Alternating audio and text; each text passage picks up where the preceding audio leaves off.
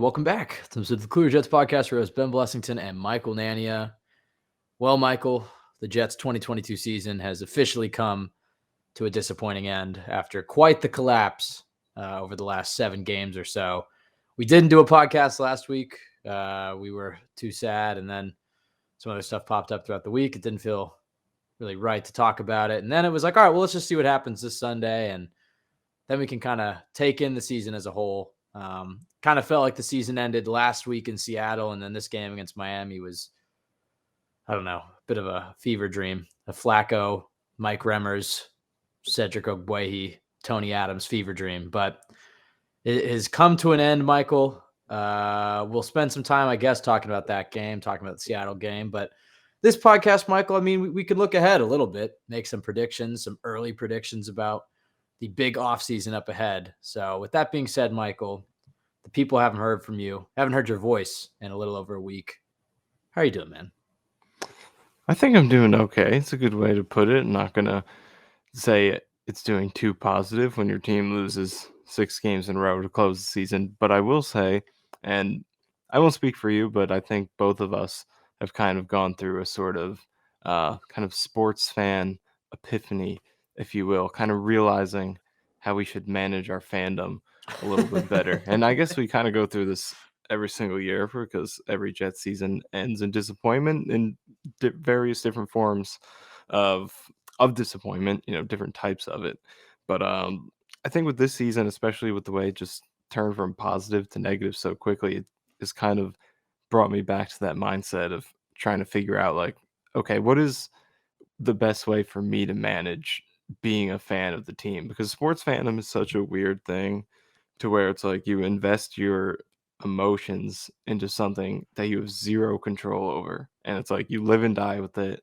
And when everything's going well, it's like the best feeling in the world, and then when everything's not going well, it's the worst feeling in the world.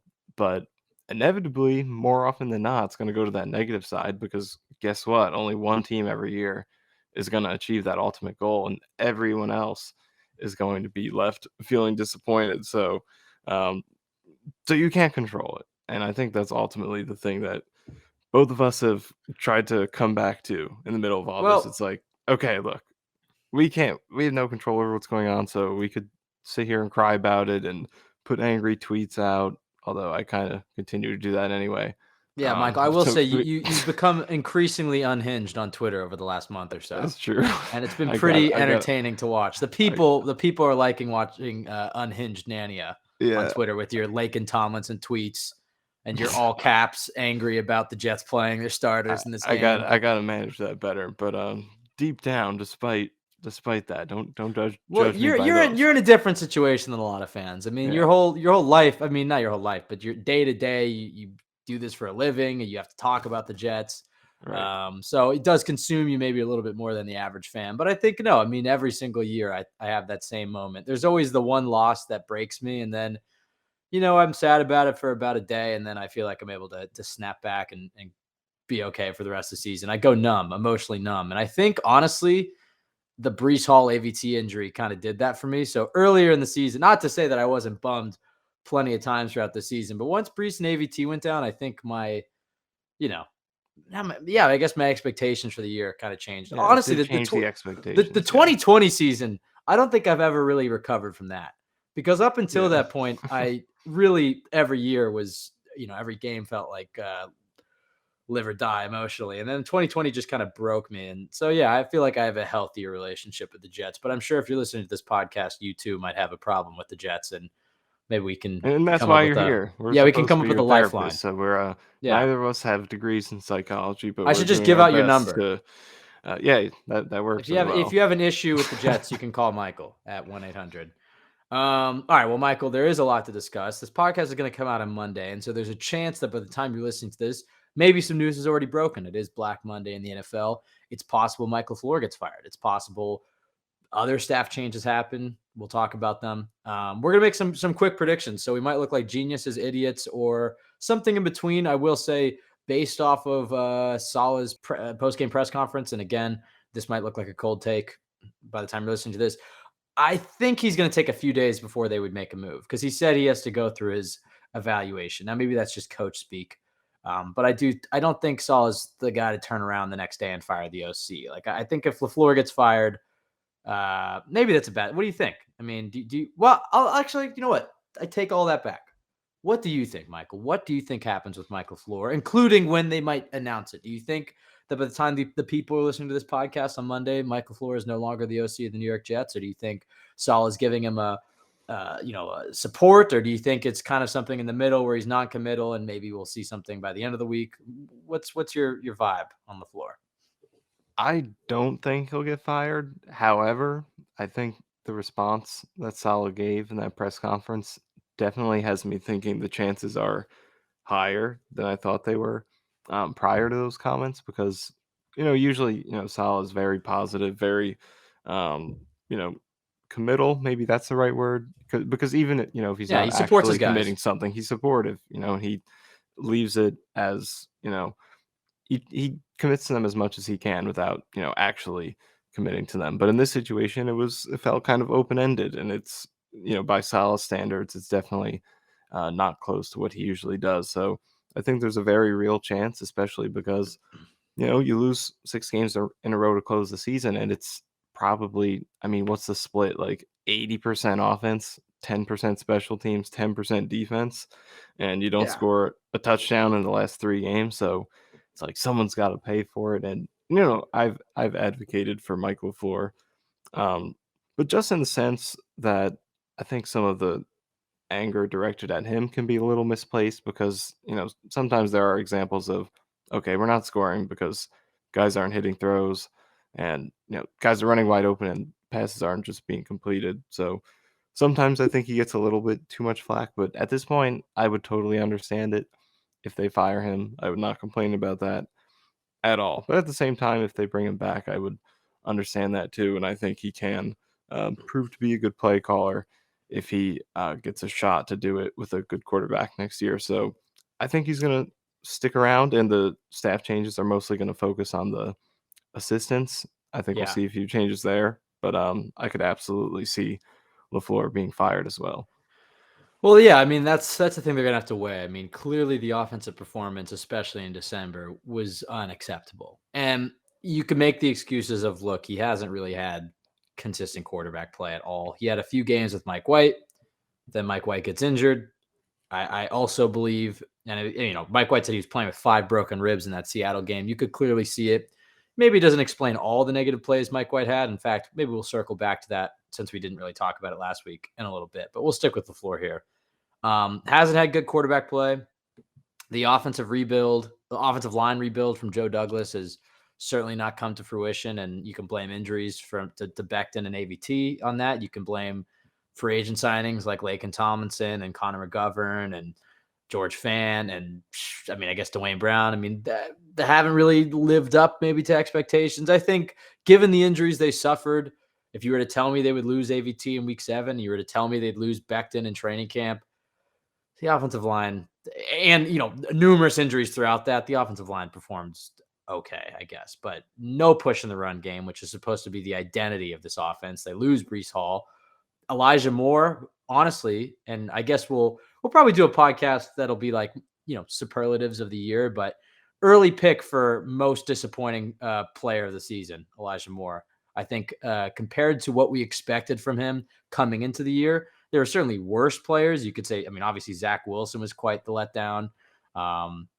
There's other ones we could go through, but Elijah Moore, if you were to tell me he'd have 1 touchdown, but he wouldn't really, did he miss any games due to injury?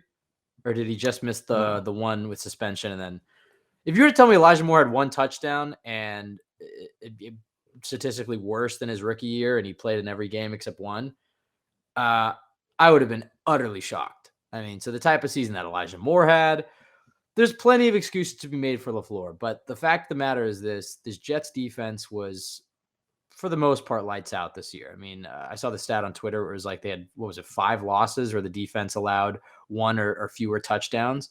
The fact that this offense couldn't put together anything, and I mean anything, and it's not just, the quarterbacks, it's even just the lack of creativity from LaFleur this year that we saw in 2021 when things went south and they had to have different quarterbacks, or the offense wasn't going too well. I mean, you saw LaFleur open the bag. You saw him not be as predictable.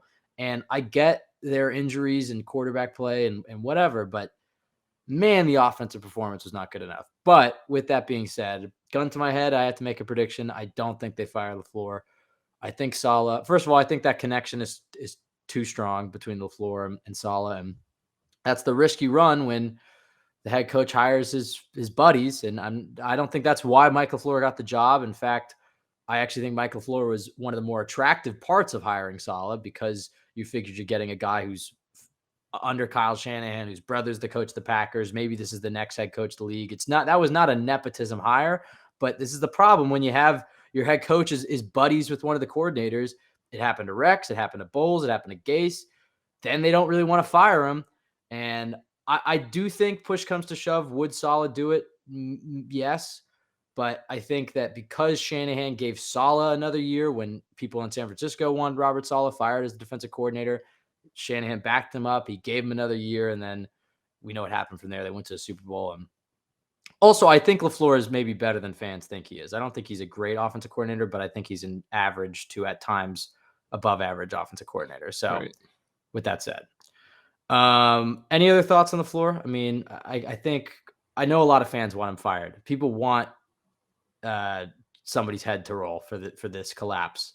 I think the only other argument you could give for LaFleur is Zach Wilson's development. And that brings me to another point. I tweeted this out earlier in the week. People have run with it a little bit, but obviously what happened with Greg Knapp, tragic. Him passing away about a month after the Jets drafted Zach Wilson. And that was their plan, was to have, LaFleur's the OC.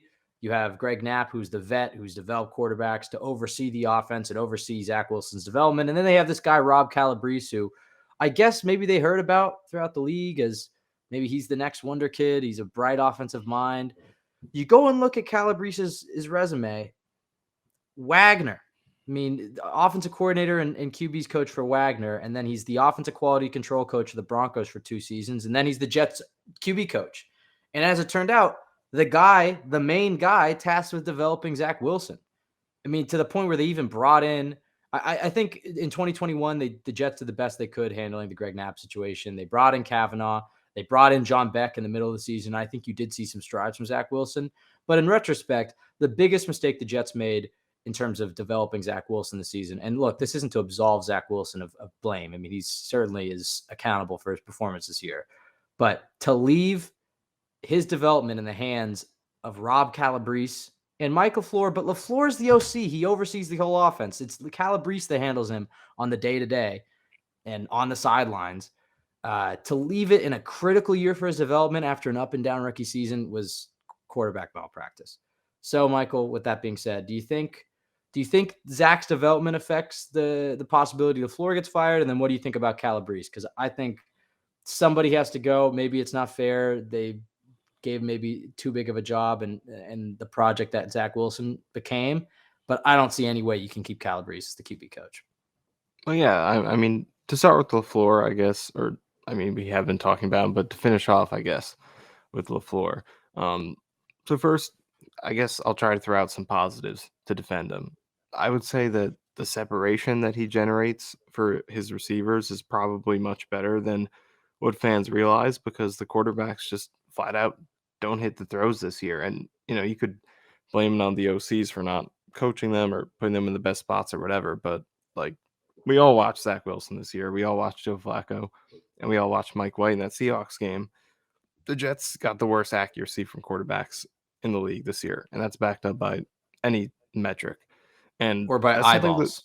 And eyeballs as well. And that's something that the coach can't control for. They can control for a lot of things, but they can't make you hit the throws. And I, on film, see a lot of plays that should be hit. I mean, look at the Jaguars game. Uzama's wide open for a touchdown. Streveler misses it. You go back to both Patriots games, plenty of wide open guys that were not being hit for potential touchdowns. Even games they won. Denver, Green Bay. Yeah, even games they won, there were plays that were missed. So, I mean, that separation that he generates, I think, is average. I think he adjusts better within the season than give him credit for. I mean, maybe it takes longer sometimes than you would, than you would think should be ideal. But I mean, last season, they started as a 12 personnel team, they switched to an 11 personnel team, and that wasn't working. Then you go to this season. I mean, they had to cycle through all these different quarterbacks, and he found ways to make Zach Wilson look competent at times, such as that Buffalo game where they found that great quick passing game plan. Mike White comes in, and I think he switched up the offense, made it a little bit better fit to Mike White. There was a short run with Chris Streveler where they were ready to put him in there, and they kind of looked competent for a little bit. So, and they made other changes as well. They benched James Robinson, Michael Carter, brought Bam Knight up. So I think he's done Put Elijah better. Moore in the I think slot. put Elijah Moore in the slot. They made that switch with Garrett Garrett Wilson Wilson's and rookie Elijah year. Moore.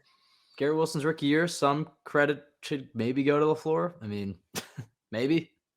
Trying to find something. I mean, I think he does a good job of, isolating Garrett and putting him in good matchups and calling routes that work for him. So, yeah, I mean, those are some of the positives. And then negatively, I think there isn't enough schemed up offense. Anyone who watched that Lions game against the Packers tonight to close out the regular season, because I just watched it, so it's fresh on the mind. But how much like good, easy offense is schemed up? I mean, the trick plays are successful.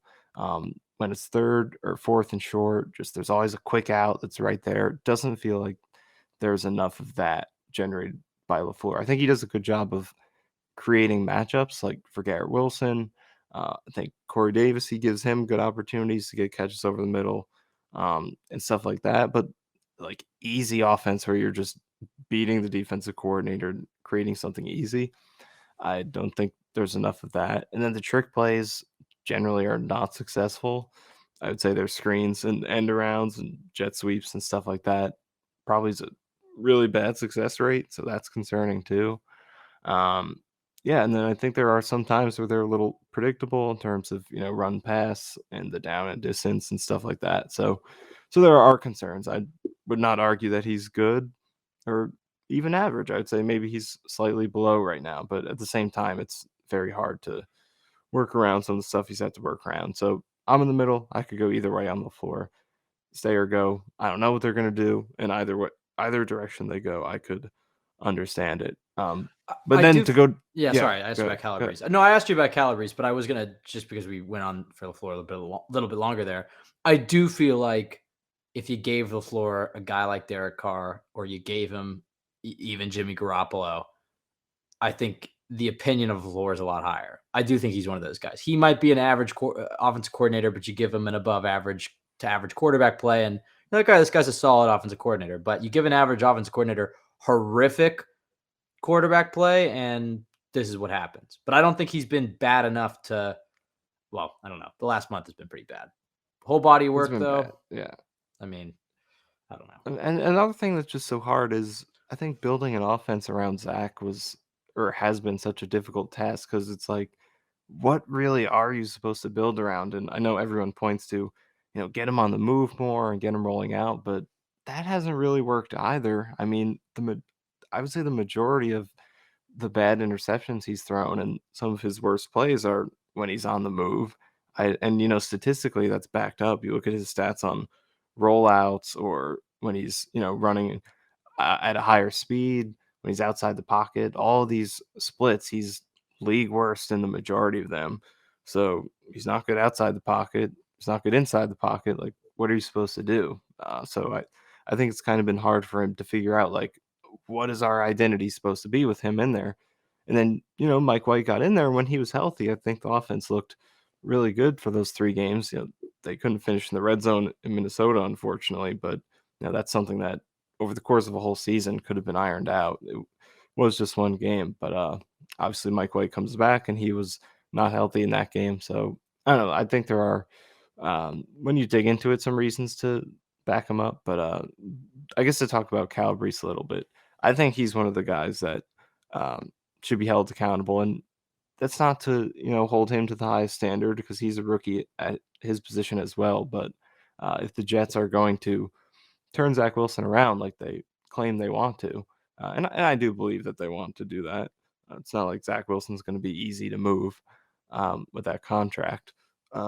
they're going to need a more veteran coach like they initially planned to have. And in hindsight, I'm not sure why we were more critical of their decision to not account for that when the unfortunate loss happened, because it just the quarterback room is rookie offensive coordinator who has to call the plays and run the whole offense, and rookie quarterback coach who's been in the NFL for 2 years as a quality control coach for the awful Broncos. So like I'm not really sure what they were doing there, Well, in why they didn't 2021, they brought in atone for it. Kavanaugh, and then they brought in It did, Beck, yeah, and you did see Zach improve with John Beck in the building, I felt.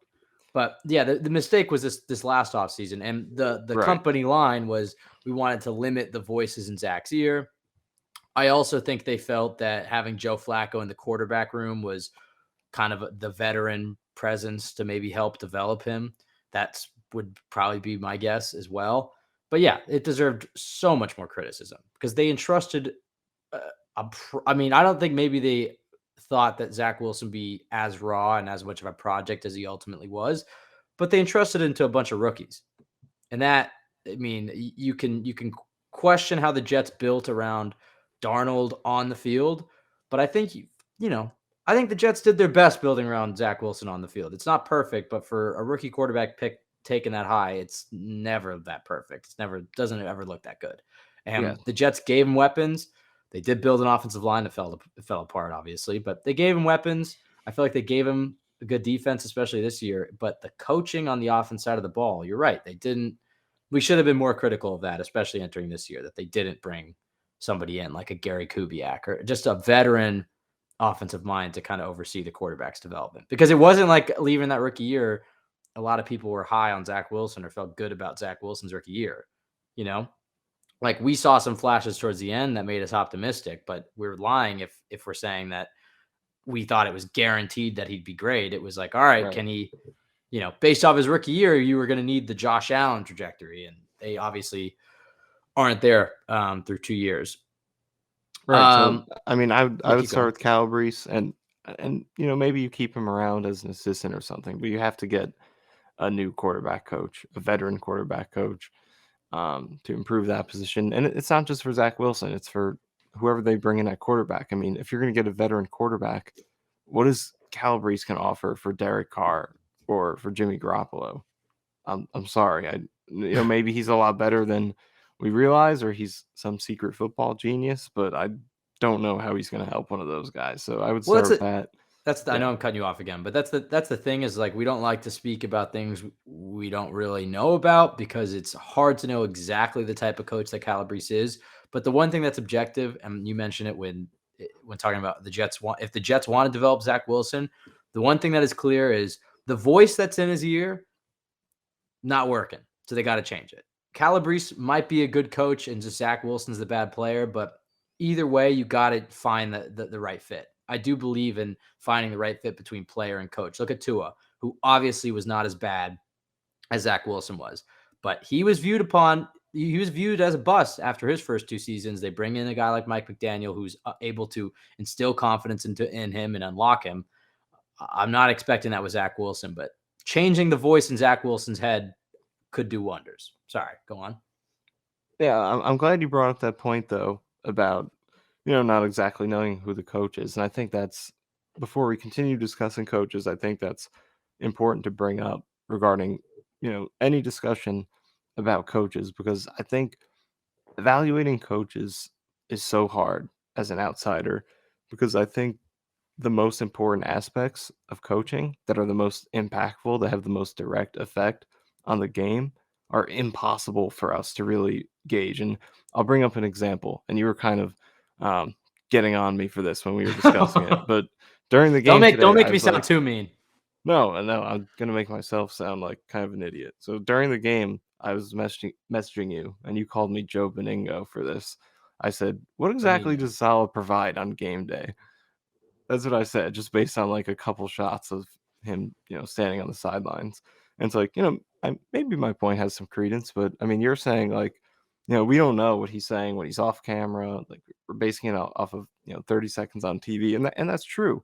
We really don't know, because the effect that the coaches have, the most direct effect they have in the game is, you know, What are they telling players when they make a mistake in practice? What are they telling them at halftime or on the bench after they make a mistake in the game? How are they talking to these guys face to face? What kind of presence do they have and, effect and respect in the locker room? These are things we don't really know. And, people will say things like they'll interview the players in a press conference and they'll say, yeah, we respect the coach, we love him, and whatever. But, that's all just a press conference. They're never going to tell you the truth. So the bottom line is we don't know. And, Calabrese is a perfect example.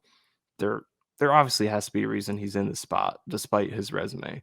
Obviously, he crushed his interview, most likely, and probably has a great reputation among people who have worked with him.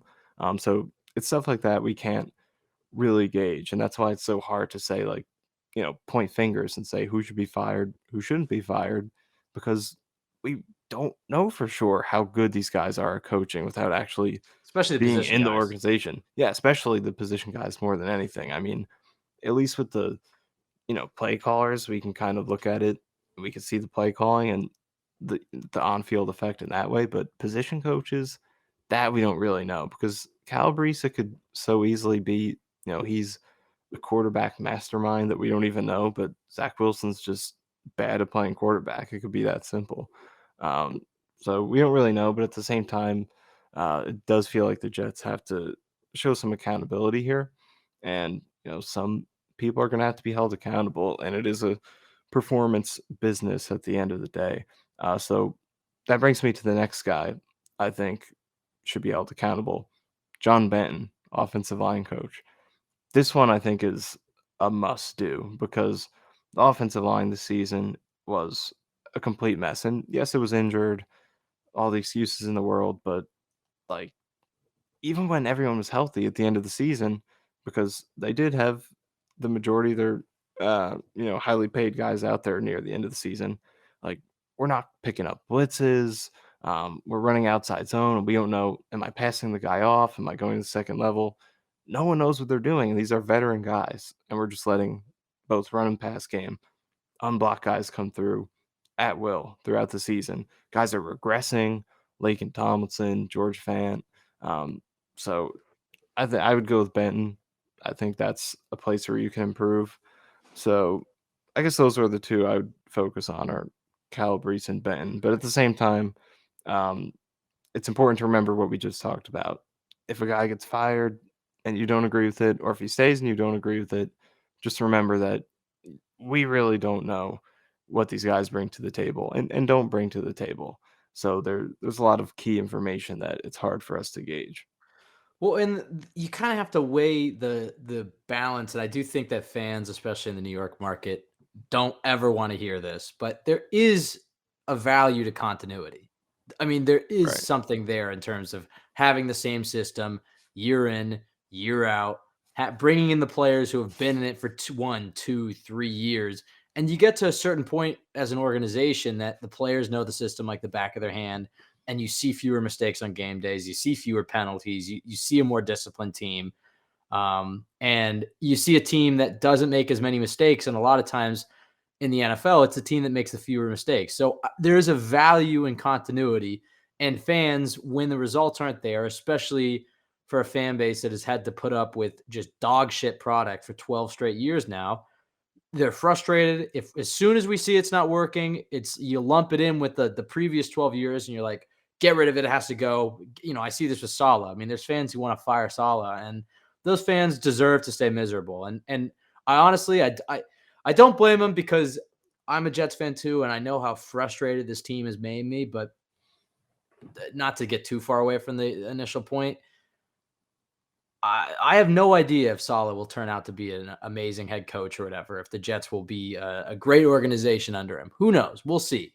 But I know one thing, they aren't going to get there by firing their head coach every 2 seasons. You're not going to get there by just ripping it up down to the studs every 2, 3 years. And I think Saleh has shown you enough through 2 seasons to feel optimistic about what he can do. Are there issues? Absolutely.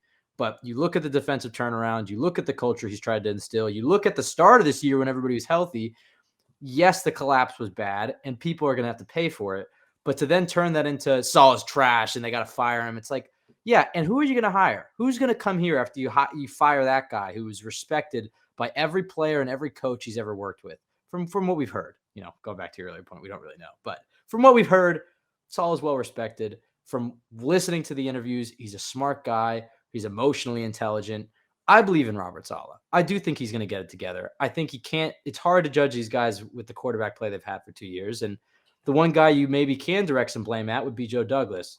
What do you think about that, Michael? We've been very pro Joe D, and obviously the 2022 offseason, I think you still could give it an A, even with Lake and Tomlinson, not eating too many victory donuts or whatever and just completely bottoming out this year. But the draft that Joe Douglas had in this 2022 offseason, bringing in DJ Reed, that's enough for me to feel good about Jody. But then you look at that 2020 draft, and then you look at that 2021 draft, and then you look at some of those free agent signings, and then you look at this offensive line, which was supposed to be a specialty, and maybe we should be questioning Joe Douglas more.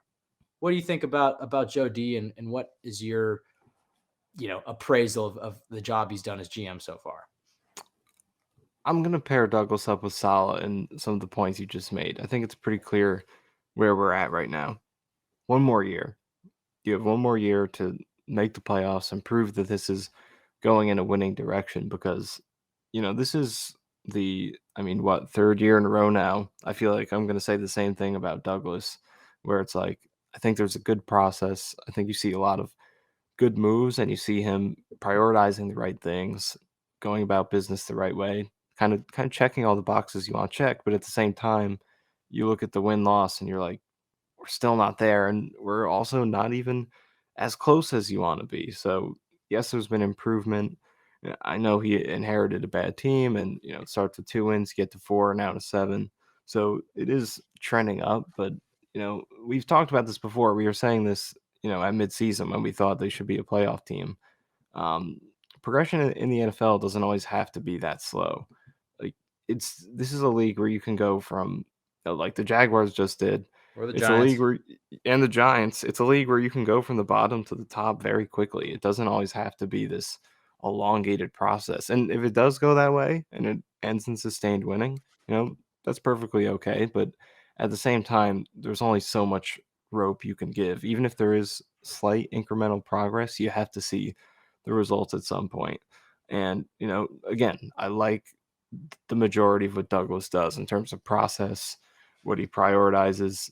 It's all good. But at the same time, 3 straight losing seasons, 7-10 after a 7-4 start, it's not great. And the offensive line, they prioritized it this offseason. They spent money on Lake and Tomlinson.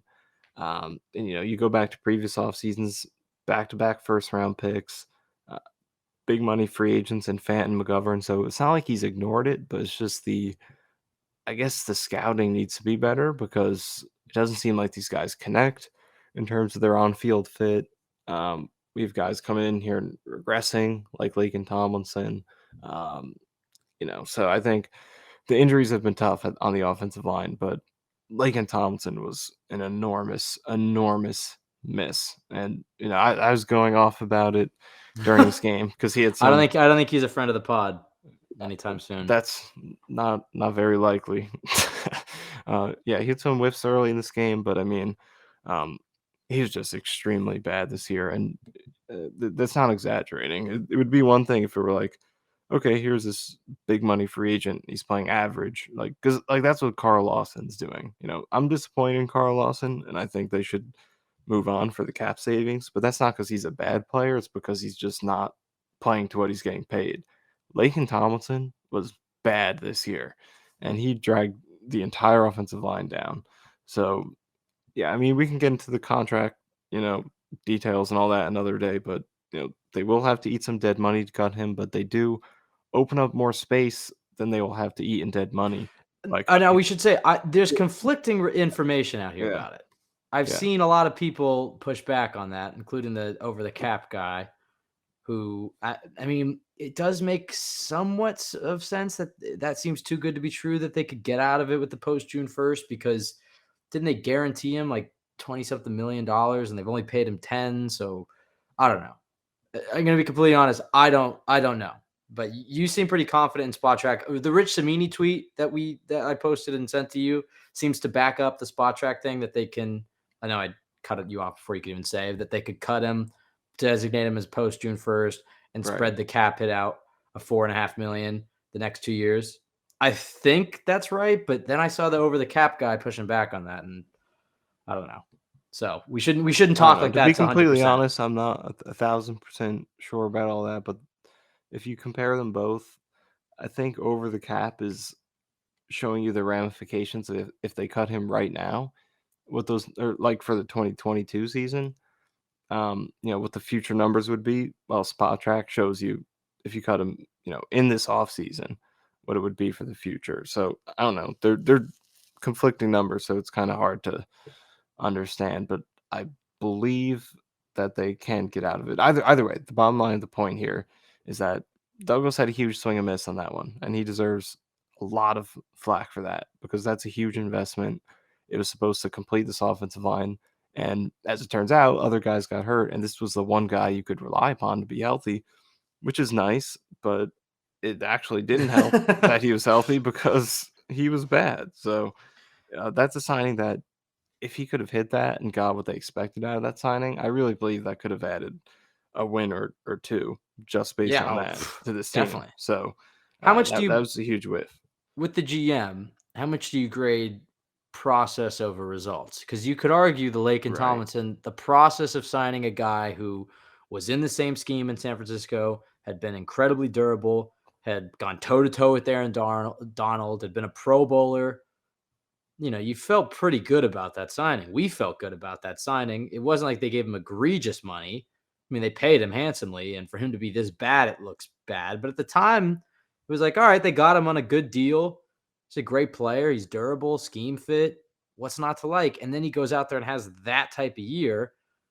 I mean, and I should put the caveat in here, and this happens every year, is season wraps up, and then you hear, oh, I was playing with a torn rotator cuff, or oh, I was playing with I don't know, lacerated kidney. Okay, maybe not that. Hopefully not that. But they're playing with some crazy injury the entire season. All these guys are banged up, and maybe that's affecting Laken. We should throw that out there. Maybe he's playing hurt. That's the only thing I can think of that would explain the drop-off. But is he really just a Trent Williams merchant? Is it just because he was playing right next to one of the best left tackles in football in San Fran, and that was able to hide some of his issues? Because you're right. You could make an argument he's been the worst player on the team this year. Right, and that's a good question because, from a process standpoint, it's like that's such a hard thing to foresee. Injuries are one thing. No one can predict that unless you're, signing a known injury-prone guy. Injuries are pretty random, but when you get a decline like this, it's like, could Douglas have foreseen it? That's just hard for us to tell because, maybe they did look at his film and say, you know what, there are some questions here, but this is a Pro Bowl pedigree. We could sell this really well. He's a guy who's durable, and he signed him for those reasons more and kind of overlook maybe potential issues they saw. We don't know if that's how it went or if, they signed a good player, they scouted a good player, and he just turned into a bad one randomly without them really being able to predict that. So any one signing can kind of have a random kind of result where it goes either better than you expect or worse based on what you scouted, but you got to look at it all as one big group. And that brings me to what I think the main concern for Douglas is, and that's his free agency work. Overall, the free agency signings, and they've spent a lot of money over the past 3 off seasons, have not yielded enough for the money that they've spent. You sit here now, and who are the legitimately good free agent signings they've had? DJ Reed, and that's probably it. I would say Davis was decent, Conklin decent, but beyond that, pretty much everything hasn't lived up to the money that they spent. Lawson, and that was injury, but Carl Lawson, disappointing. Laken Tomlinson, huge miss. Jordan Whitehead, bad. Who else? Uzama, that was a bad one. McGovern, Fant. He's a sneaky, terrible run blocker. That's a little inside joke. Michael keeps texting me. Apparently, I said that like 3 times. Michael keeps texting. He sends me a DM like once every 2 weeks. It's just like, Uzama is a sneaky bad blocker because I think you just turn on the film and see him whiff, and it's like, I know he's bad. You could just say he's bad at blocking, at run blocking. Yeah, But that's another underrated sneaky bad one. terrible. His run blocking is very detrimental this season. And I just rewatched all of the run blocking reps this season. Yeah, That no was wonder you're not burnt out. that was not an entertaining thing. That Yeah, no wonder definitely you're feeling contributes burnt out on Jets football. You went back and watched every single rushing rep. definitely contributes to the It's burnout. January 8th, buddy. We've got 8 months of this. I rewatched all the run blocking reps, tracked the assists, good blocks on good runs, and who was to blame for allowing the bad runs. And I've 3 primary culprits for you. Tomlinson, this is in terms of efficiency, not in terms of like total plays. Tomlinson, Dwayne Brown, and Uzama. Those are the top 3. And Brown you excuse. He was a last ditch pickup to replace an injured starter, and he's 37 years old. He played with the torn shoulder, whatever he had, his Rotator shoulder cuff. injury, Rotator his whole cuff. Yeah. rotator cuff the whole season. So that I understand, but Thompson, Uzama, that's a lot of money you spent on those 2 guys to lead your run game, and they were abysmal this year. So free agency record from Douglas is the biggest thing that has to get better. But the draft classes have trended up each year. 2020 was not good, but 2021 was better outside of the quarterback pick, obviously. But Yeah, tough to miss on that. 2022 was very, very, very good. Do you think And 2020? Oh, sorry. that brought him a lot of leeway. Yeah. I think the 2021 draft, going back and looking at it, you see, all right, Zach Wilson, potentially all-time bust. Trade up for Elijah Vera Tucker, very good move, but injured, so he doesn't get the same amount of. You don't feel the impact of that when he gets injured in week 7, but very good move. All right, Elijah Moore, big letdown compared to what we expected from him. Now, I do think with better QB play, I think he's going to be better in 2023, but still, big letdown. Michael Carter, big letdown this year as well. Big regression. Elijah Moore's the bigger letdown, but big regression for Michael Carter. Michael Carter II, great pick. I think there's potential there with Jamie Sherwood and Brandon Eccles, and we'll see about Hamza Nasruddin. But all in all, you look back at that 2021 class, and look, you're not going to hit on every single player in every draft. I think that's the misconception, is like you're going to have misses. The 2022 class may go down as the best Jets draft class of all time.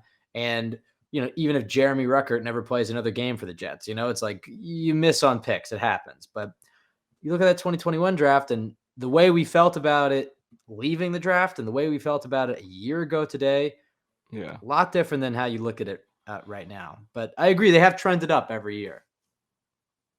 Yeah, I mean, on 2021, like the quarterback we always said it was going to be defined by that, and they missed it. So that was a pretty big whiff. But I think this still has the potential to be a good class. I mean, AVT when healthy, that's a home run pick.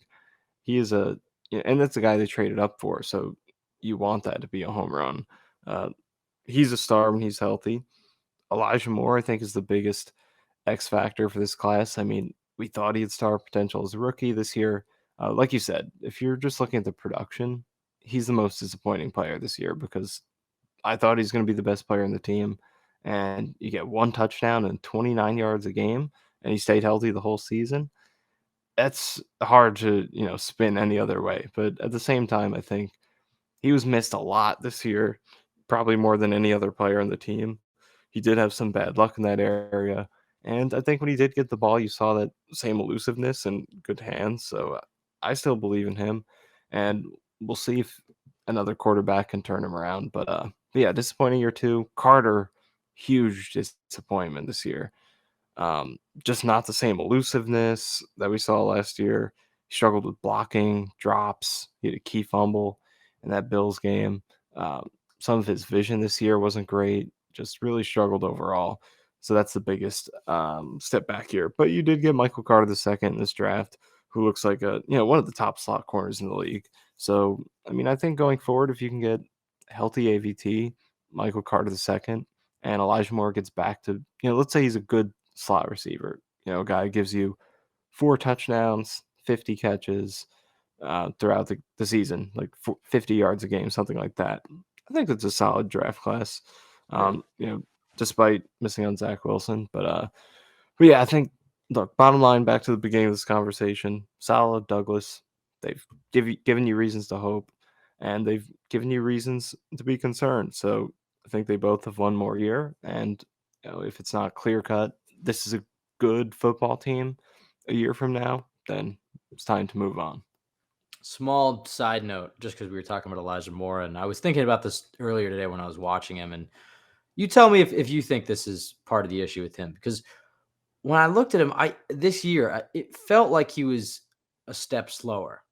And then you go back and you think about the offseason. They had him add all that muscle, try to make him a bigger, more physical receiver to be on the outside. Curious to see what they do with his body composition this offseason. But I do think that may have been the wrong move because, yeah, he was not as fast or as shifty, seemingly, as he was as a rookie, or you go back and watch him in college. He looks slower. And I think of that, and I think that will be one of the telling signs about this coaching staff is what they do with Garrett Wilson and Sauce Gardner in terms of their offseason regimen. Because, for a rookie going into their second year, that's kind of when you see a change in the body comp. They have a year in the NFL. They have officially a break. I mean, these guys, they end their college season and then they go straight into training for the combine, straight into the draft. They're into mini camp.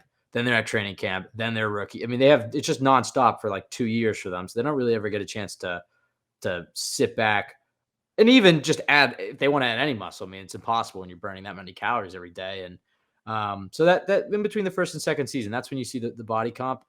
I really hope they don't try to have Sauce pack on a lot of muscle or something like that. Because I heard them mention that in mini camp and training camp. And all right, maybe you can add. They said something along the lines that I'm paraphrasing here. It was just like, yeah, he's got to add some more NFL strength or whatever. It's like Sauce is as physical as it comes in the NFL. He can hang with the big body guys, but his slim frame allows him to keep up with like a guy like Tyreek Hill and the faster receivers in the league. And look, if Sauce hits the weights and adds, some weight this offseason to make him maybe more durable, despite the fact he just played every single game this year, maybe it'll be okay. But it's just another thing to watch because it's like I felt like they messed with Elijah Moore and it did not look too good for him. And they've done that a few times. Like Brandon Marshall, they had him slim down after 2015. I know, completely different coaching staff. Just another example. Put him on the Todd Bowles diet, and he slimmed down, and he lost a part of his game in 2016. He wasn't as physical. And so see with Garrett Wilson, do they try to have him bulk up? And we'll see. It could be for the good. It's just something to watch when you want to evaluate coaching, because as we said, it's hard to evaluate these guys because we don't see them on a day-to-day basis. Well, let's see how they handle these prized rookies heading into the second year and see what they do. Because, yeah, I don't agree with, or I think that looking back, you can say that maybe having Elijah Moore add that strength was a mistake. Although they thought he was going to play on the outside. So, process over results again. All right, I have a game here for us, Michael. But before we get to it and then we wrap up, we'll get out of here. Do we want to talk about the Seattle game at all? Because we didn't do the podcast afterwards. You were bummed. I was bummed. And then there was the whole scary thing with DeMar Hamlin the next day. And then it just kind of felt like, should we do a podcast? And then it was late in the week and we were going to do one. And then it was just like, you know what? Let's just wait till Sunday. The season feels like it already ended. Let's just have it officially end and then we can talk about it. But because that was like the season's on the line, everything broke their way. They can go to the playoffs. They get Mike White back. As it turned out, Buffalo beat New England. So that really this could have been the win and in game. It all comes down to this game against Seattle, and they just lay the most typical same old Jets goose egg that I've seen. And you called it the most embarrassing performance you've seen. Maybe you'll walk that back a little bit. Quite a few Jets fans, especially the older Jets fans, did not like that tweet, Michael. I disagree with it as well. I also think there's a few other ones, but no denying that was an embarrassing Jets performance. Anything to add?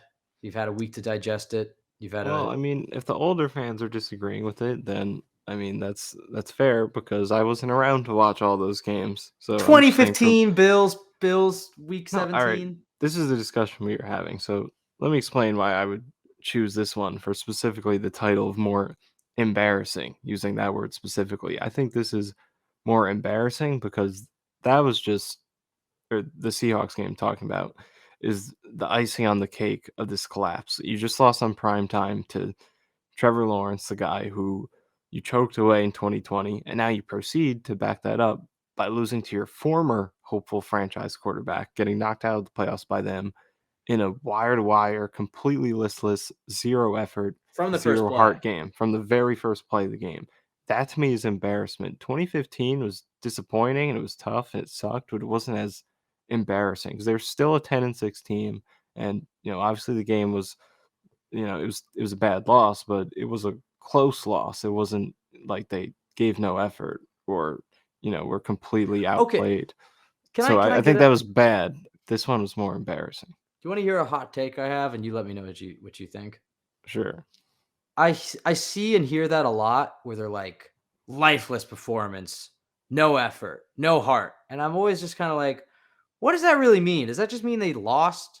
I mean, because it's not like they're running any slower or trying any I harder. agree, though I shouldn't have said those things, Well, no, but that's because I definitely mean, true. there are some That's definitely times true. like It's just narrative. It's just Revis in narrative. 2016, Muhammad Wilkerson in 2016. Like there are times where you see guys loafing, and even in that Seahawks game, there was a play by CJ Mosley that I got kind of upset about because it did kind of appear like he was jogging.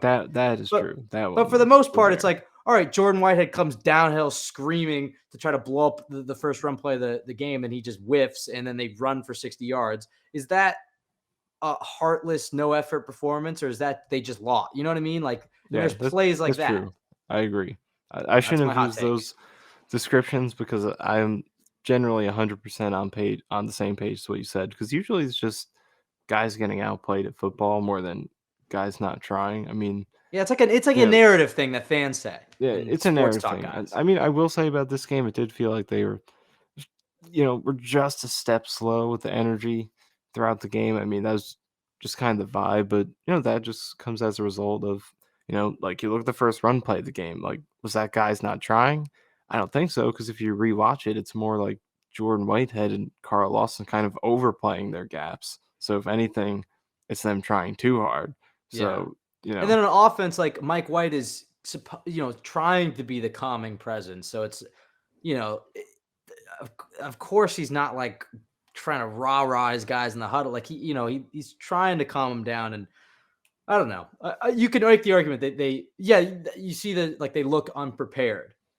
It's like that's another thing that's hard to gauge. I mean, if they're blowing assignments and coverage, maybe, and dropping passes and missing blocks, I mean, I guess you could make an argument to unprepared, but I see the heart and the effort and all that stuff question. I'm like, all right. I mean, I don't know yeah. if that's fair, In especially in this general, I system. think that should be avoided unless there's an egregious example of a guy not trying. You can say this though, it was an embarrassing performance, regardless of if it was the effort or they just got outplayed.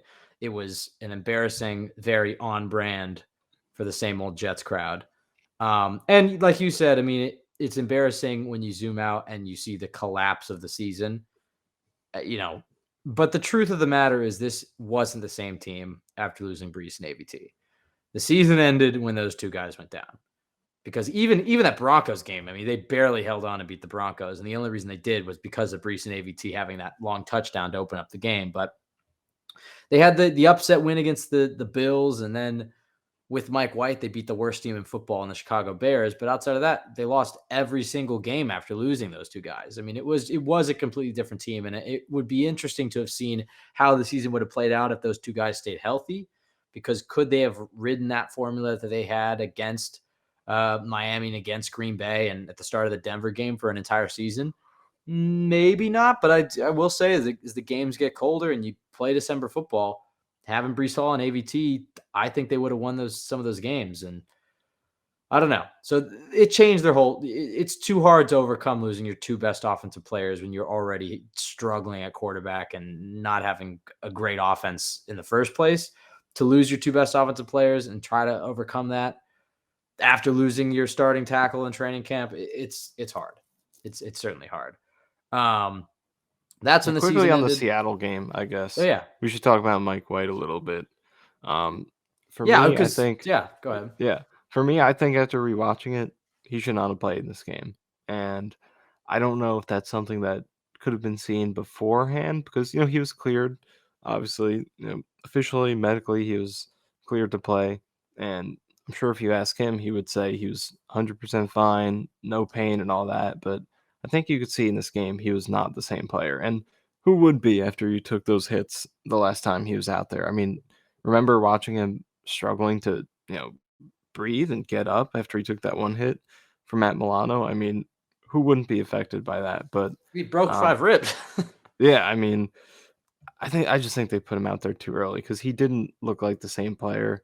Um, just when the because the biggest thing that made him impressive to me with those first 3 games was the way he was willing to stand in there and make throws under pressure and take hits, and it's something he needs to do to be well because he's not a good athlete. He's not going to make guys miss or extend plays with his athleticism. So the way that he mitigates the pressure is by throwing directly through it, by standing in there and not allowing it to affect him. So if he doesn't have that ability, he's going to rattle under the pressure. And that's what happened in the Seahawks game because he wasn't willing to throw those through those hits. He was, fading away from throws. He was, rotating his body to avoid the contact a little bit.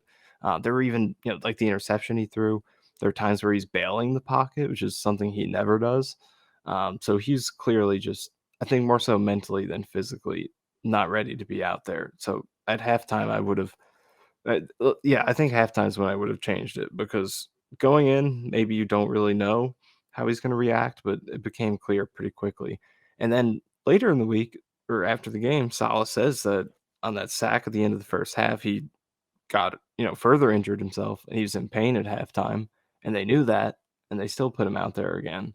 So I Yeah, really because he don't took that dumb understand. hit right at the end of the half Yeah, when they were trying to do right at the end of the half when he for no fumbled it reason, when they were for no just reason. like running a meaningless drive when they were backed up in their own 5 to, I mean, I don't know. I guess Yeah, because the they got first a field half, like, goal. Sorry, go ahead. yeah, the first half he had was shaky, but the second half he had was Bad. way worse. I mean, the stretch he had in the second half is some of the worst quarterbacking. This might sound our classic word, might Here sound it comes, here it comes, here hyperbolic, it comes. but Oh, it's go ahead. legitimately one of the worst quarterbacking stretches I've ever seen. I mean, there was a stretch in the third quarter where I think I had 7 plays in a row where I graded him negatively when I was going through grading all his plays. There were a lot of open throws in the Seahawks game, and he just had miss after miss after miss. So he was definitely a half. If not before the game, I understand.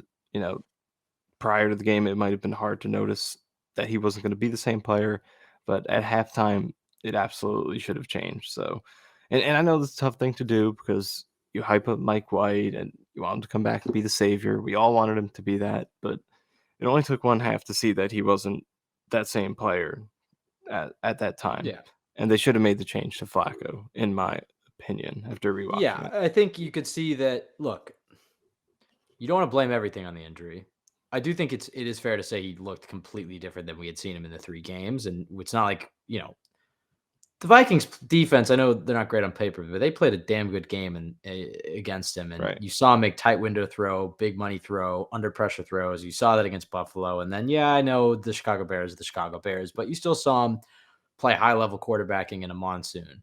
So you don't want to throw that out. And I think it is something to consider this offseason, in terms of whether or not they can bring him back, because those 3 performances might allow a team to want to pay him a little bit, not to be a starter, but maybe there's a team out there, like the Saints or somebody who's like, you know what, this Mike White guy, we really like him. We think he can fit in our system. And, that they give him a sizable contract. And if the Jets go in and chase a Derek Carr or I don't even want to say it, but like a Aaron Rodgers or Lamar Jackson or somebody that caliber, does it make sense to pay them, then pay Mike White a reasonably, not he's not going to get crazy money, but what do you think, like $8-10 million maybe a Yeah, year? you could get that. Yeah. 6 million, I don't know, $6 to $10 million a year, and have your number 2 overall pick as your third string quarterback? That might be tough. If they go with the Jimmy G route, I think they could bring Mike White back, but anything else, it's going to be hard because you can't rely on Mike White can't be your plan A, and he can be plan B. But the Jets are in a tough position with him because I think they like him. The players clearly like him, and I do think you can develop Mike White into a solid quarterback. I mean, he's not going to be your Patrick Mahomes, obviously, but I think Mike White, at the very least, you could have a top level backup and a guy that, hey, he can win some games. He actually can be that Jimmy Garoppolo, but the Jets aren't in a position to be betting on Mike White, so it puts them in a Right. tough spot. But yeah, Yeah. I mean, look, sorry, go ahead. Well, yeah, I mean, I think the thing for me with Mike White was he was always going to be up against the challenge of that small sample that he was going to get this season. And that was true before he got injured, when he was only going to get a max of 7 games. But then you lose 2. Now you're looking at only 5 games. So, Jets next year are going into a playoffs or bust season. So for him to prove that he should be the guy going into a season like that, the only way I think he could have done that is if he was good in pretty much every single game this season and got them to the playoffs. But now you throw in Yeah. the Seattle game, and I think he was hurt, so that definitely gives him some benefit of the doubt. But it still happened, and it was still really, And really bad. and he So still had some mental yeah, lapses too. You can say it yeah, affected his yeah. There was that as accuracy. well. It Right. definitely affected his willingness to stay in the pocket. He did look skittish. He was maybe getting rid of the ball earlier than maybe he would have wanted to, or if he was healthier, he would have maybe been more comfortable to go through his progressions. You can make all sorts of excuses, and it definitely did impact his performance. But at the end of the day, he still had a few mental lapses in there and a few throws Yeah. in there that, you know, make you scratch your head.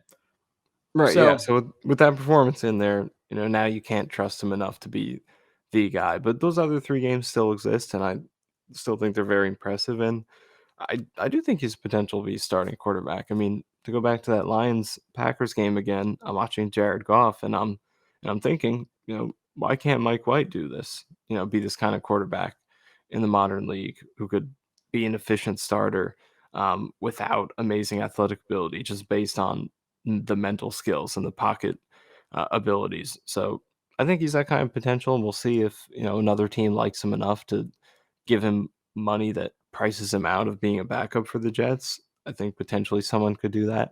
But if not, I would absolutely like to have him back as a backup. all right, Michael, I have two more things for us, but I'll keep them brief.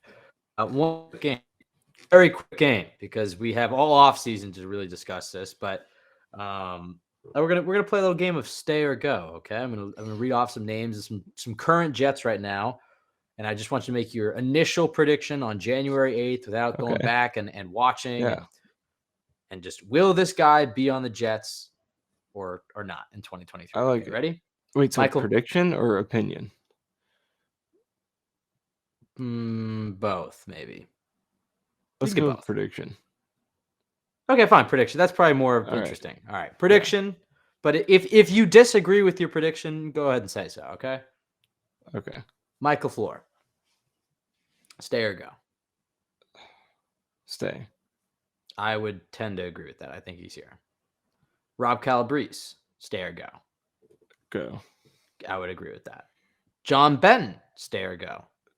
This is tough because he's highly Yeah, respected, veteran apparently. coach. I mean, he did do a good job. The Niners can't take that away. I mean, that's what's so frustrating. Is like he came, he was leading that Niners group for those 4 years. How much of So it's personnel? How much of it yeah, is how much coaching? personnel injuries? I'm gonna say go though, and there was also he had the DUI at the start of last year, which definitely isn't the best look. So if you have Yeah, that and you're not coaching well, it's like you kind of are walking on thin ice there. I'm gonna I'm say gonna go. I'm gonna say stay, but it's 50-50. Brant Boyer.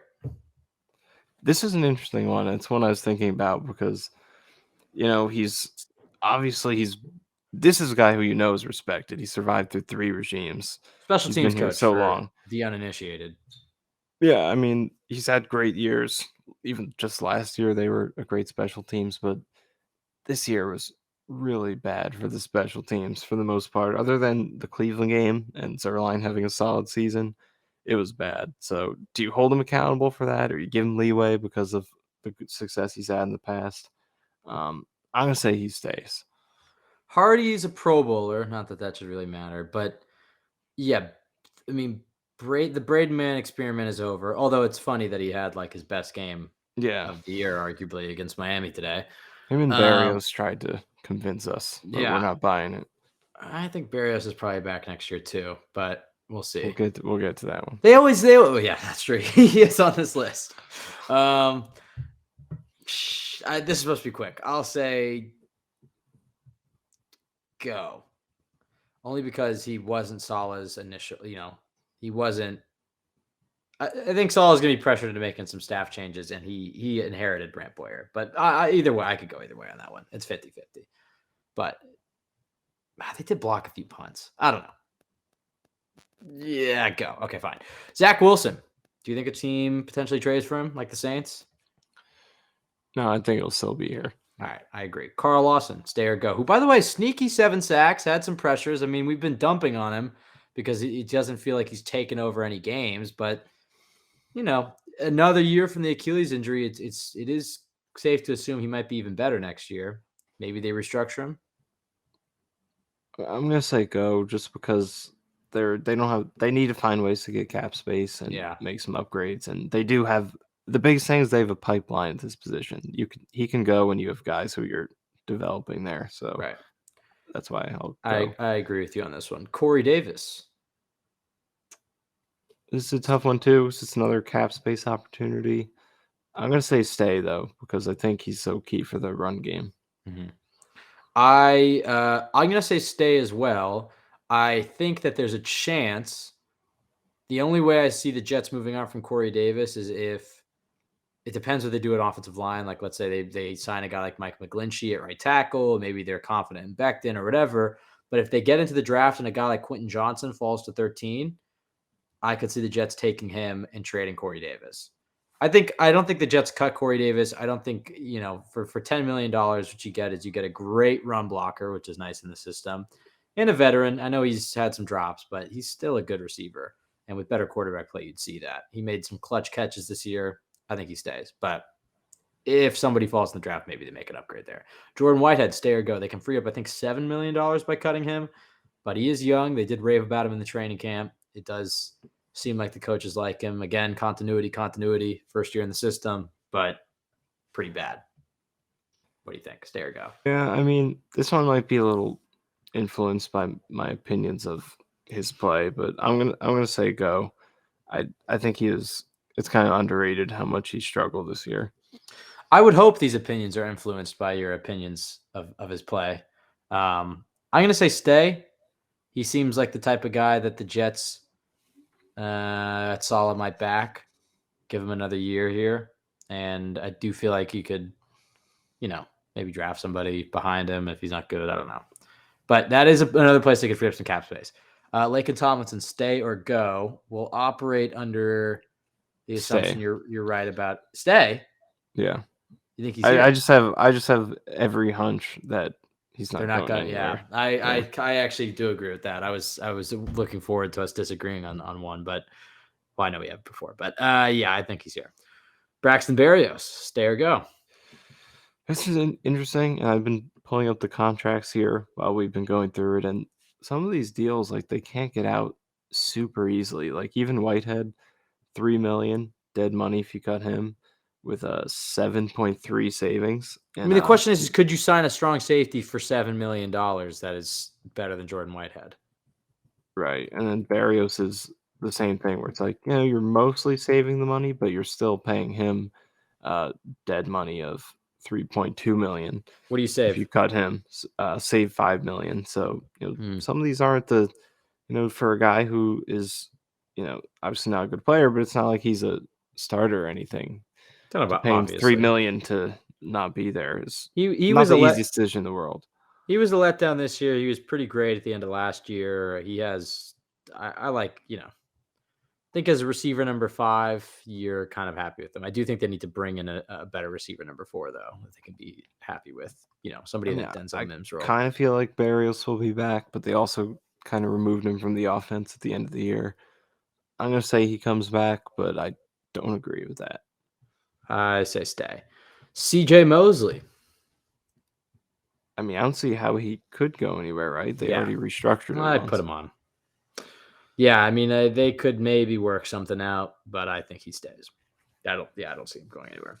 His counterpart, Quincy Williams.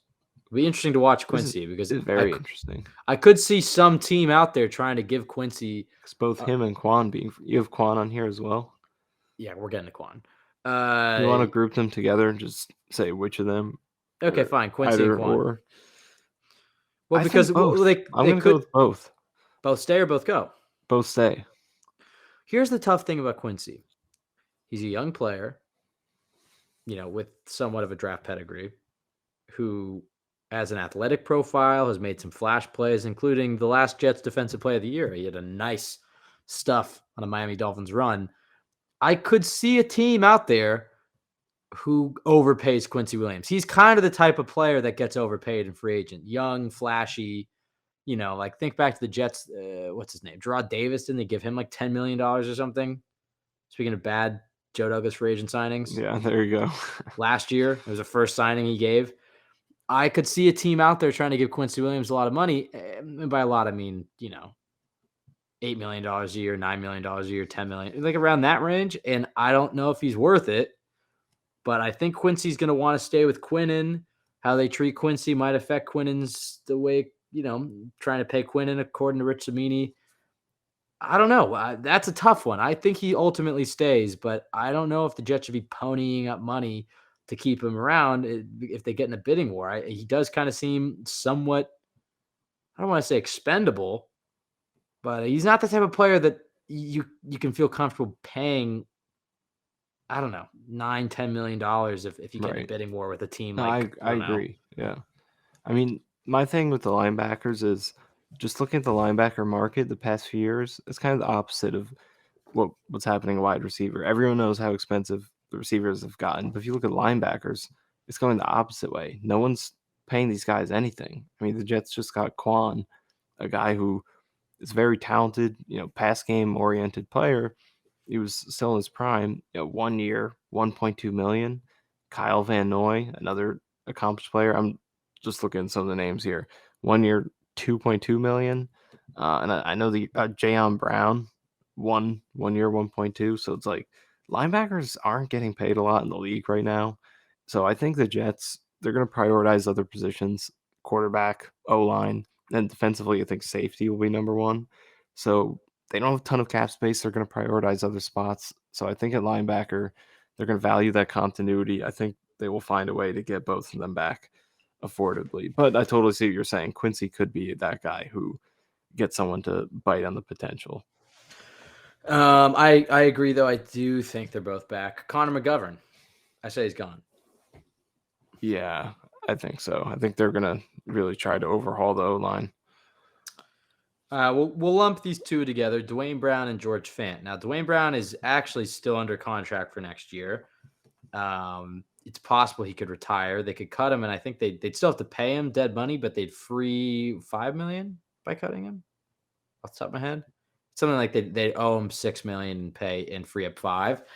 The only reason I think they might do that is to bring back a guy like George Fant, who I know isn't maybe a guy you want to rely on as a starter, but if you're feeling good about Becton, you could say, okay, let's cut Dwayne Brown, free up the $5 million, bring back George Fant for a comparable deal, and then you got a Becton Fant combo at left tackle, entering the draft or after. Who knows? I don't know.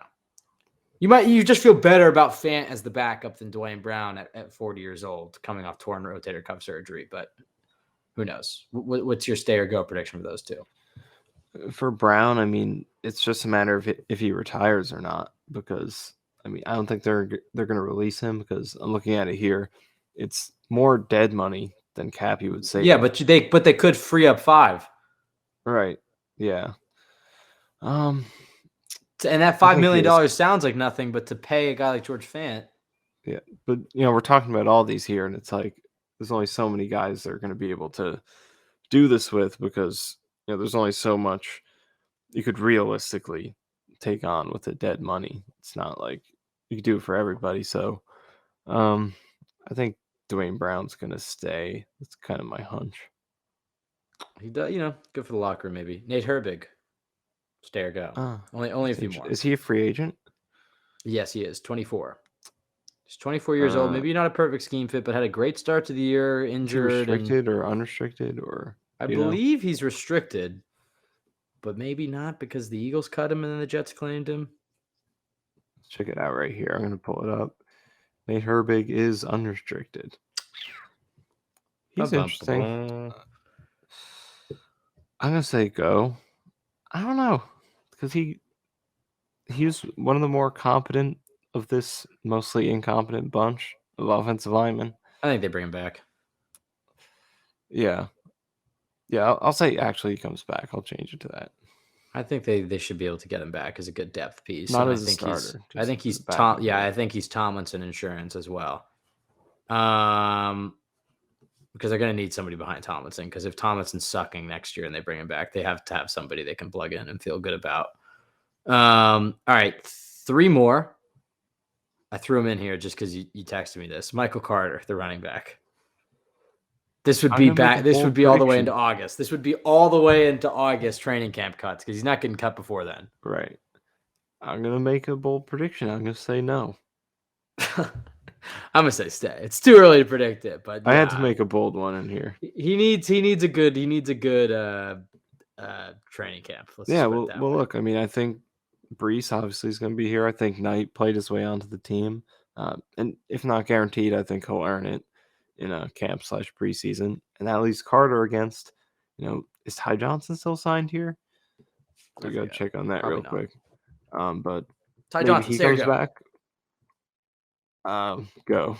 But maybe they bring in another free agent. Or signing. I just think Carter this year plays his way into being a guy where he shouldn't be guaranteed a spot next year.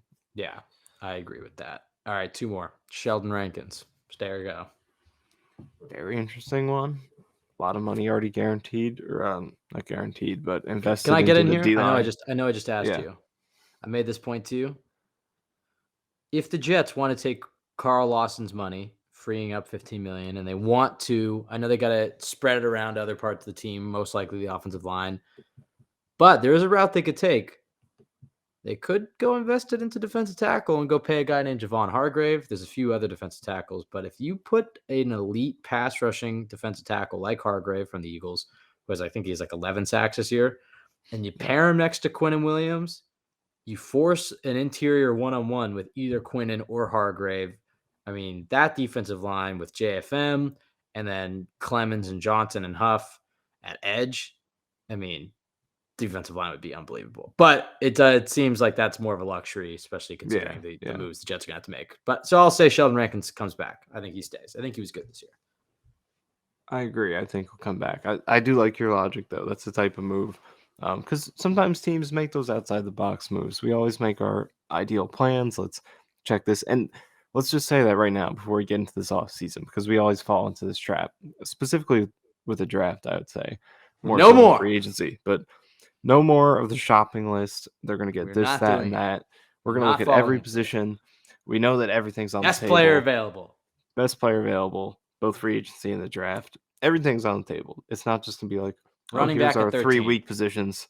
Running back. We're going to get Bijan Robinson in the first round. That's what we're going to do. No, other than that, we're going to keep everything on the table. All right, last one. This may pain you, Michael. Braidman, the OG. He's out of here. Yeah. Get the fuck out of here, Spider-Man. All right. Last thing. This is just a small thing before we enter it. This was kind of not a downer of an episode, but end of the season, talking sad. We'll have. Well, I'll get to that after the plugs. Exciting off season to look forward to, Michael. Why should Jets fans stay around? We got the next few months here. I don't know. Elevator pitch, sales pitch, Michael. In terms of, I almost want you to say this to yourself. Why should we stay around here? What is there to look forward to these next few months? I know I can do it. I think I can sell it, but I'd like to hear from you, Michael. So as a Jets fan in general, or for listening to meaning like looking ahead to the offseason. It feels like a lot of Jets fans are all down and depressed about the team, but surprise, surprise. The way I'm looking at it, I'm like, all right, obviously season collapsed, but they were in a good position. They get a lot of guys back that I'm very excited about next year. So the Jets have picks 13 and 39. They'll be able to free up some cap room, and it's not another offseason of this is a young team. They're just trying to get a little bit better. This is an offseason of there's some hot seats out there. Let's go make a playoff push. Let's see some big swings. You might see some big trades, some big signings. I don't know. So I wanted to hear from you, Michael. Why should Jets fans stick around and be excited about this offseason? Try to sell them. If you can't sell them, you don't have to. Okay. I want something positive. I want something positive. I do have something. I think I'm cooking something good. Okay. So, all right, if you're listening to me right now, we are probably, I don't know, how far are we into this podcast? At least an hour and a half. An hour and 16, 17 Hour minutes, and something like that. 15 minutes. So at least 75 minutes you've been listening to us after the Jets just lost 6 games in a row to fall from 7-4 to 7-10. You just watched Joe Flacco put up a 6-point masterclass in Yeah, Miami baby. against Skylar Thompson. So if you're still listening to me after all that, then you are a diehard New York Jets fan, and you are not going anywhere, no matter what happens ever for this franchise. So just let that sink in. That's You're why stuck. I think you would stick around. You are All right, stuck. that's You're in at depressed. this point. So you might as well go all in. And this is the most fun part of the year. This is where everyone's 0-0. This is where we And shine, baby. this is where we shine. Season podcasts were new for making us. moves, roster building. This is where it's fun, because on the field, that could go either way for the Jets, or let's say it just goes one way for the most part. But off season, it's like, this is where we win. This is where we get great draft grades. This is where we Yeah. get the free agents we want. And then we got a quarterback pursuit this off season. Off season is fun. Just the roster construction aspect. It's like you're kind of building, Yeah, Madden it's like GM. it's like Madden GM kind of. You feel like the mastermind on top of everything. So I don't know. I guess that would be my pitch. If you're still listening to this right now, All right. you're not going anywhere. So you might as well stick around and try to help. Ride with us through this journey as we try to figure out how to make things right in I'll the say future. this. I'll say this. This was a top 5 defense that I think will only get better. I mean, obviously the rookies this year were unbelievable. I've never seen the type of rookie season that Sauce Gardner had, the type of rookie season that Garrett Wilson had, and the type of rookie season that Breece Hall was on track to have. So the Jets knocked that 2022 draft class out of the park because they finally have some stars. They finally have some pieces. I think this defense is only going to get better because I think they're going to add a better safety. Hopefully you see Jermaine Johnson and Michael Clemens continue to develop. But regardless, okay, you have you have a great defense.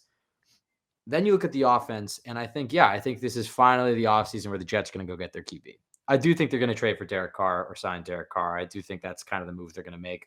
I'm on the fence is whether or not it'll be Derek Carr or Jimmy Garoppolo, but my hunch is Derek Carr. I think, look, maybe to some fans he doesn't sound as exciting because he's not Josh Allen or he's not Patrick Mahomes, but this is still a quarterback who is a damn good quarterback. And we just saw the Rams win a Super Bowl with Matthew Stafford. You see what Kirk Cousins is doing this year. I think he's that level of quarterback. We'll get a lot more into Derek Carr this offseason and Jimmy Garoppolo and those whole moves. But the thing to look forward to is this is an exciting offseason because I think they're going to take some big swings. They have a great defense. It's just about go find that quarterback and build up the offensive line. And then next year, you get the return of AVT, you get the return of Breece Hall, and who knows, maybe they even get the return of Mekhi Becton. All to pair with the second-year Sauce, a second-year Garrett, the development of Jermaine Johnson, the development of a lot of these young players. And I don't know. I'm excited about the 2023 Jets. I really do think I do think that you're going to take a leap next year. Sounds like they maybe even get some retro 80s uniforms. We'll see for a throwback look. I don't know about the full-time look. But yeah, I think the pursuit of the quarterback and the draft moves and stuff will be fun. And yeah. All right, you can follow us at ZYJ Pod on Twitter. You can follow Michael at Michael_Nania, myself, Ben W. Blessington. Go to JetsXFactor.com, best place to go for Jets content. Subscribe to the YouTube. Please, if you can, rate, review, subscribe on iTunes. It helps the pod out a ton, especially if you enjoyed listening to us this season. Michael and I were fairly consistent right up until the end without doing the Seahawks pod, but we're still working out what the offseason schedule is. The one thing we do promise is we will announce it. In years past, we've kind of just disappeared in January, February, and then come back at the start of March and be like, hey, everybody, let's talk free agents. We won't do that this offseason. We may take a break at some point, but we'll announce it. We'll plan it. We still have a podcast. We got to do the Superlatives podcast. I want to run through that 2022 awards, go through that. And then we do have some plans for some big interviews. We got to add to the front of the pod list. So I'm excited for that. We're going to have I think Michael and I are at our best when we do those hyper-focused podcasts. So you can expect a Derek Carr podcast and a Jimmy Garoppolo podcast and maybe a Zach Wilson podcast, those types of podcasts. I think that's where we're at our best. So looking forward to that. And that should take us all the way up until the free agency and draft coverage. And that is, like you said, Michael, where we're at our best. So with that being said, thank you to everybody for listening. Thank you to everybody for sticking with us this 2022 season. We had a blast. We got a lot of new listeners. We appreciate each and every one of you. A bunch of soldiers out there for watching this team and then listening to 80 minutes of two Jets nerds talk about it. So we appreciate it. Thank you. Have a great evening. Have a great week. We'll be back next Monday.